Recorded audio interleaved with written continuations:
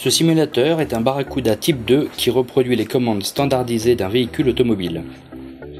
Sa fonction est de vous permettre de comprendre le fonctionnement mécanique d'une automobile, d'en repérer les commandes usuelles, de vous préparer à la maîtrise du déplacement de la voiture tout en mesurant vos progrès. Le simulateur.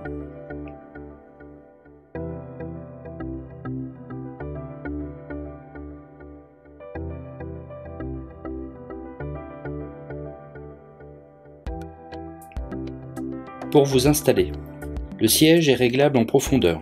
Tenez le volant de la main droite et avec la main gauche, déverrouillez la barre de réglage pour avancer ou reculer le siège. Vérifiez en enfonçant à fond la pédale de gauche que vous êtes bien installé. Réglez ensuite votre dossier en décollant légèrement votre dos, tirez sur la manette et ajustez l'inclinaison pour maintenir confortablement votre corps. Vérifiez en tenant le volant en haut de la couronne que votre bras n'est pas tendu. Saisissez la ceinture et bouclez-la. Vérifiez qu'elle ne passe pas sur votre cou et qu'elle n'est pas vrillée. Pour conduire, maintenant que vous êtes bien installé, repérez où se situent les différentes commandes mécaniques dont vous allez avoir besoin pour débuter votre apprentissage. Le tableau de bord est composé de 2 cadrans et des principaux voyants du tableau de bord.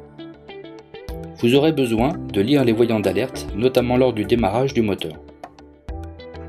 Le volant se tient à 2 mains sur la partie supérieure de la couronne afin d'accéder au commodo, au levier de vitesse ainsi qu'au frein de parquage appelé communément frein à main. Le commodo gauche permet d'allumer ses feux de position, de croisement, de route, de faire des appels de phare, d'allumer ses feux de brouillard arrière, d'indiquer vos changements de direction à gauche, à droite ou de klaxonner. La commande des feux de détresse se situe sur le tableau de bord au-dessus des voyants. Le commodo droit permet d'actionner les essuie-glaces avant et arrière, mais vous n'en aurez pas besoin dans ces premiers apprentissages. Le sélecteur de vitesse ou levier de vitesse est situé à droite et permet de choisir 5 rapports de marche avant et 1 marche arrière. Le frein à main se manipule en le déverrouillant puis en le descendant jusqu'en bas pour le desserrer, ou en le remontant pour le serrer plus ou moins.